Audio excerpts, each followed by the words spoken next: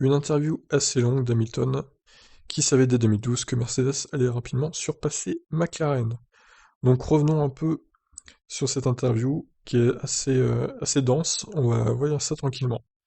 Alors, il y a eu beaucoup de changements au fil du temps. Ce qui est vraiment fou pour moi, c'est qu'on m'a fait venir en fin de compte pour remplacer Michael, ce qui était une position si étrange à occuper parce que évidemment, j'avais vu cet homme dominer le sport et réaliser de si grandes choses, et il s'arrêtait et j'allais prendre sa place. Les gars avec qui j'ai travaillé étaient ses anciens mécaniciens et ingénieurs, une position privilégiée.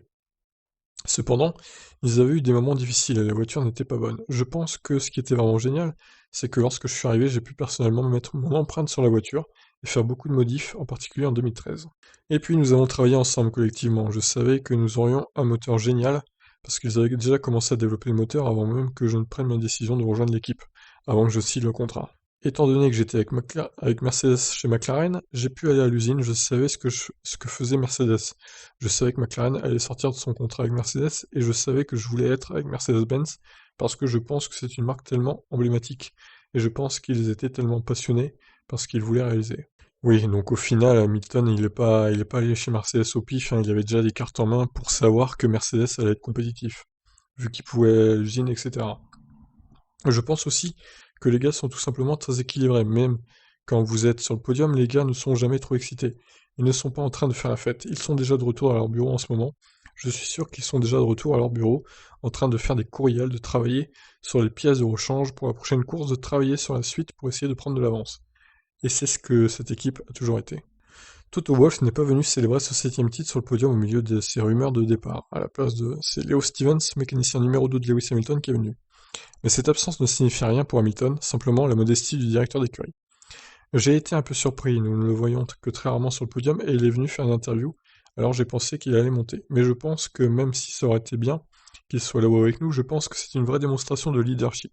Il n'essaie pas d'être à l'avant de chaque photo, il n'essaie pas de revendiquer quoi que ce soit. Il fait passer l'équipe en premier, je pense que c'est sans aucun doute, c'est le meilleur leader ici. Je pense que c'est sa mentalité, l'équilibre entre le dynamisme, la compassion, la compréhension et l'ego. Tous ces éléments se rejoignent pour créer le meilleur patron possible. Chaque personne de l'équipe, personne n'est en dessous de lui. Et il se soucie vraiment de chacun. C'est un type formidable et je me sens privilégié de l'avoir comme leader. Nous n'aurions pas pu y arriver sans ses conseils. Le collectif Mercedes, c'est aussi Valtteri Bottas, auquel Hamilton a rendu un nouvel hommage. Mais quand même, j'ai un pilote et un coéquipier phénoménal qui me rend la vie très difficile, et donc cette année, je pense que c'est, étant donné que vous avez vu les différentes étapes que Valtteri a franchies, il devient de plus en plus fort, il élève son niveau de jeu. Chaque année, c'est un grand défi de courir à ses côtés. Je pense vraiment que ces 2 dernières années, j'ai été capable de franchir une étape différente.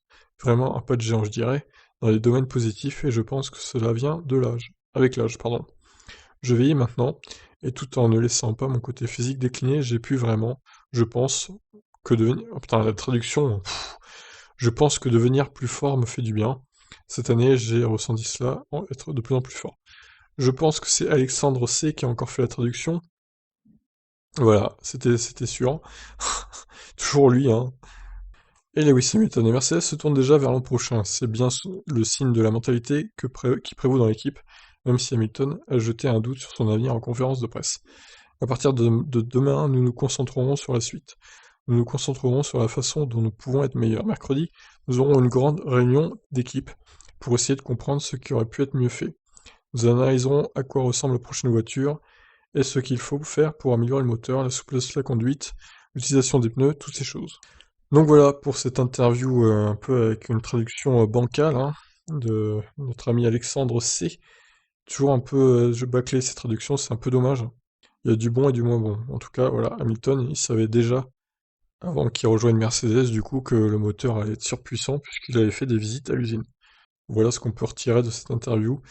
Bon après, ouais, c'est vrai qu'il rend hommage à Bottas, entre guillemets, en disant qu'il est très fort, etc., qu'il le pousse dans ses retranchements. Mais honnêtement, c'est pas Rosberg non plus, Bottas, hein, donc voilà, faut relativiser un petit peu. En même temps, il va pas dire mon équipier est nul, ce que je fais, ça vaut rien au final puisque le P2 est nul, donc c'est comme si j'étais seul dans l'écurie. Il va pas dire ça non plus. Et ce serait mentir qu'il le dise parce que Bottas, bon, c'est pas Rosberg, mais il est pas non plus mauvais à ce point. C'est juste qu'il est plus friable à la pression, je dirais, qu'il est moins fort en une course, même si en qualif, il se débrouille pas si mal, hein, Bottas quand même. Mais c'est surtout en course, au final, il craque. Donc voilà, je vous laisse réagir. Ciao.